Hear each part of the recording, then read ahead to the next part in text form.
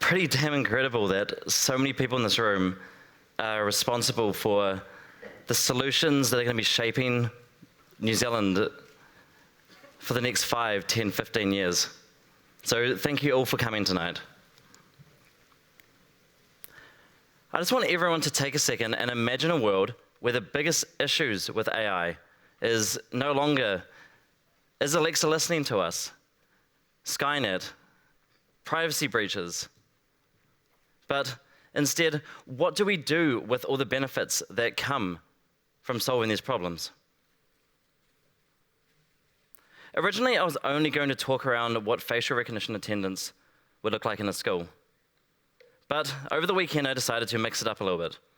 So we now have a conversation, or a talk, called Education, Beer, and AI. What do they have in common? So over the next 20 to 30 minutes, I want you to really try to figure out what are the similarities between them, and it's not the obvious one. So tonight, I'm hoping you're going to leave the room taking away two things, which are, when you solve a problem through the use of technology or AI, who gets to choose the benefit that comes from it? And number two, who gets to decide how ethical our AI solutions are? We're going to jump into the first scenario now. Did you know that if we automated attendance through New Zealand, we would save 122 school days of education? What does that mean? There is 140 full school days per year.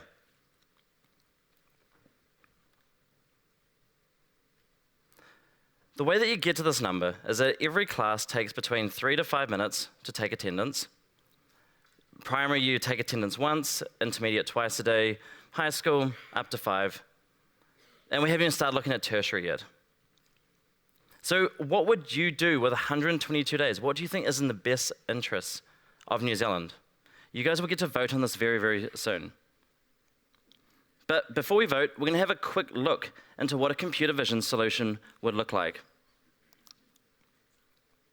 So typically, a computer vision solution would involve setting up the camera and configuring it into the room. This could be through use of an IoT device. It could be through some local compute or cloud service.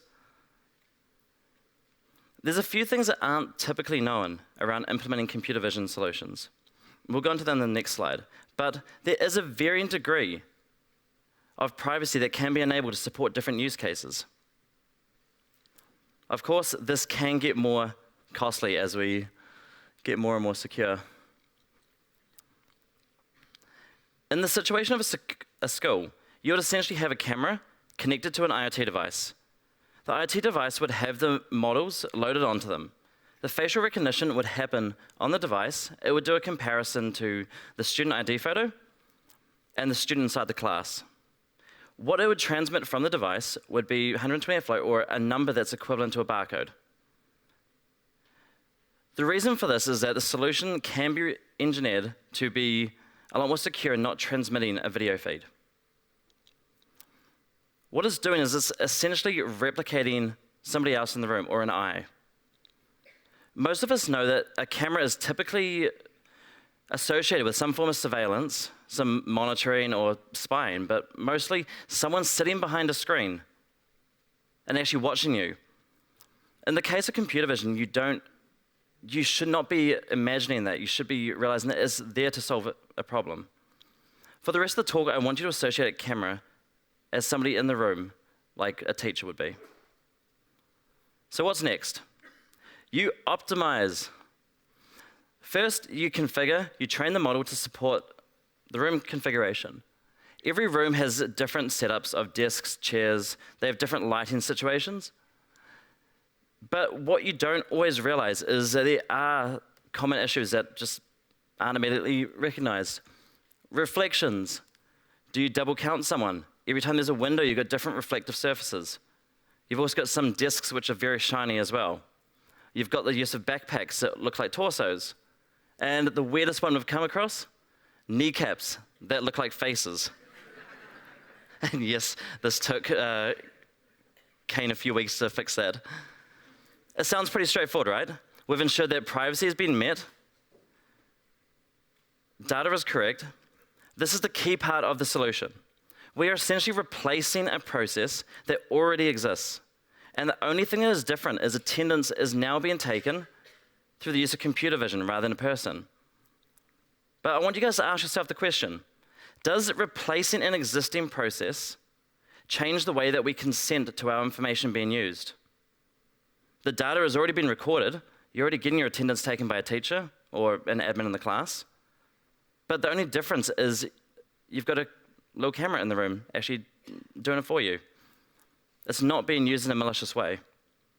This comes back to the fear that a camera is usually considered a point of surveillance rather than just a new set of eyes. Going back to where we started, we had a problem. We solved it with the use of computer vision. Now we have the issue of determining how the 22 days should be used or given back to provide some benefit. So, which one? Which one would you choose? You guys are going to vote on this. So if you haven't already, go onto sli.do. The code is N415. You guys are going to vote for this in a second. So the first one is, do we give the time back to the teachers? The teachers are the ones who know our students or know our children. They're the ones who spend the whole year, the ones who we've paid our tax dollars to teach our kids. Do we let them do what they think is best? So I'm going to enable the voting first. There we go. The second, do we replace the process with something else? So this is what we consider more of a standardized education. We got the ministry or schools mandating, what do we use the extra 3 minutes per class for? Do we go and replace it with Force Today on the class? Or do we go through and actually encourage more soft skill development? This is the only one that can be really nationally quantified because it is a mandated process. Or third, do we automate the process but still do it manually? What we always forget is, well, not always forget, what we do forget sometimes is we don't always have to replace the human touch of something. Teachers, this might be the only opportunity in a class where a student actually has the ability to say their name, learn the confidence to actually do public speaking. Or four, do we do something quite drastic and actually reduce our education system down from 13 to 12 years? It would have a massive stimulus for our economy. You'd have more people going into the workforce faster. They all have different perspectives and different views, but as you can see, you cannot do all of these at once. So you guys are going to have 30 seconds. We're going to vote. Should be up there. There we go.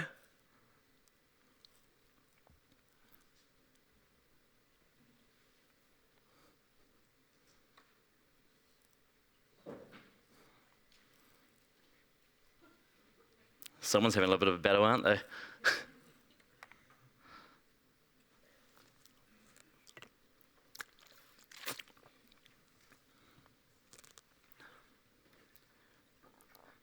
Cool, so from this, we can see where the majority is actually lying. People do want to put the faith back into the teachers, but you can see that there is a large enough amount of people that do believe in a different option. This shows that there is more than one perspective to be choosing from. These results will all be published later on if you want to actually see what the finals come to.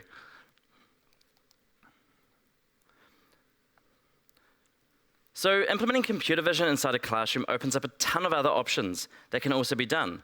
The reason for this is that we've already installed the infrastructure into the room. We're just loading additional models on. So this can be a good and a bad thing.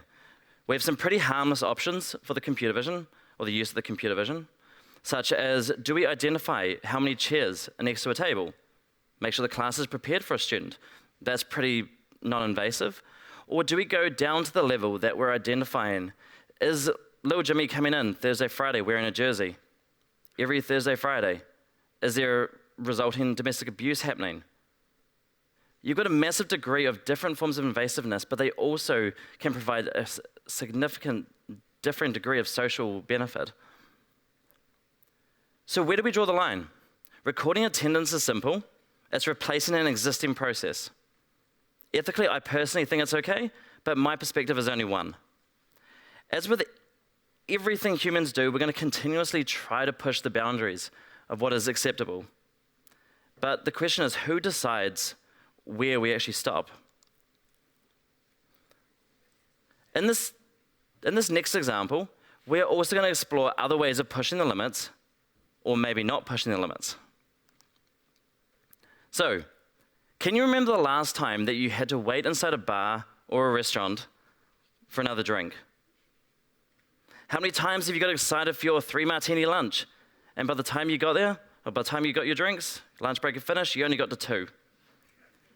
Or how many times have you gone out for a nice romantic meal, and you sat there trying to get the attention of a server? This is the story we'll be working through next. Can we solve the problem of getting your drinks when you want them with the use of computer vision? So what we're going to do is we're going to run a little thought experiment on automating your drink order. We're going to design at a high level a solution that has the goal of automating your drinks. But where do we start?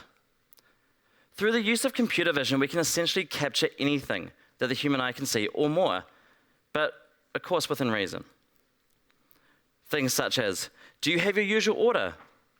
Who are you with? If you have a drink in front of you, what kind of drink? How flush do you get per drink?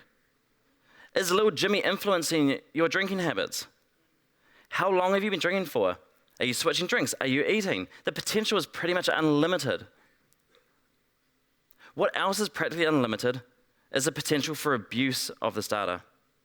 In this thought experiment, I want you to think about what you would personally consider ethically acceptable. Soon we will get onto a poll and you guys will have a chance to vote as well.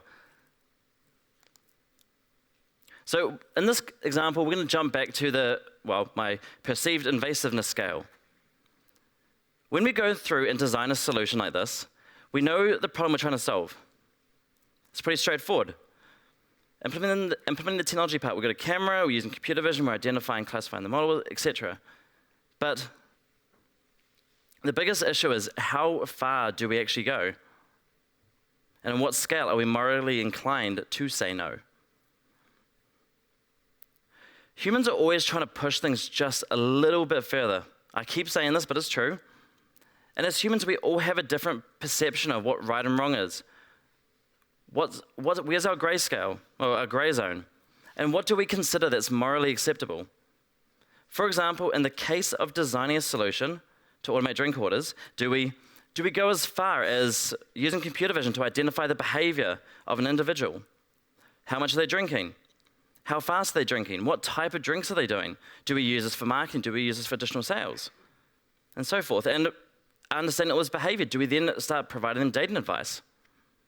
Or do we lean towards more of a socially responsible route?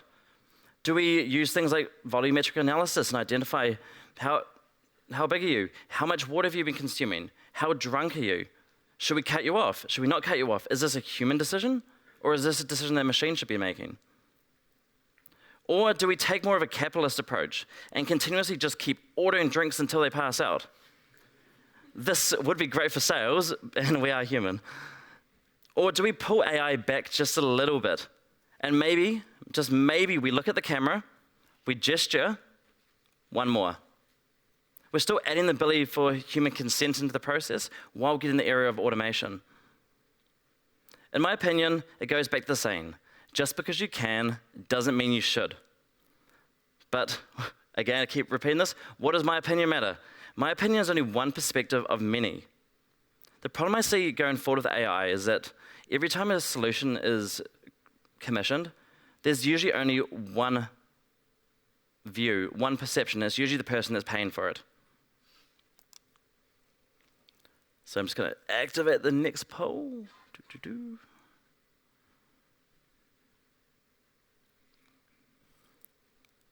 So jump back on, and let's see what everyone comes up with.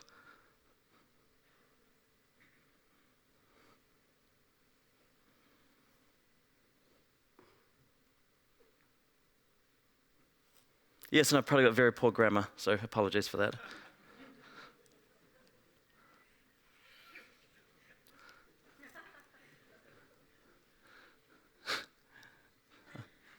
I see where my faith in humanity is going.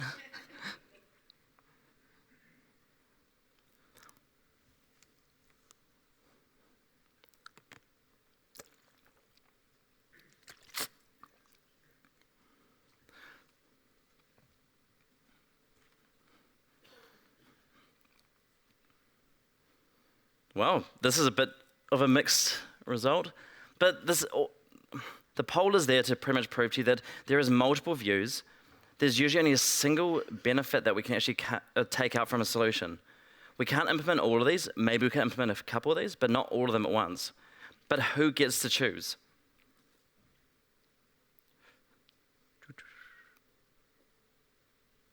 Good, I'm surprised that the pass out one wasn't last, but. So finally, back to the first question. What do they have in common? Education, beer, and AI. First, each solution has the potential to have a massive degree of ethical abuse if we do not challenge it. Second, they would both significantly alter our economy, regardless of the position of scale. We'd have better quality education, regardless of which option we chose.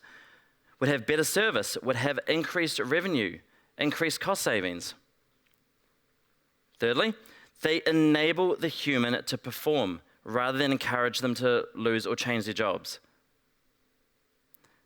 And most importantly, the two very simple solutions that would affect every person in this room and all of society as a whole. Decisions we make now are going to affect the future generations. Please consider this when you're designing your solutions. Thank you.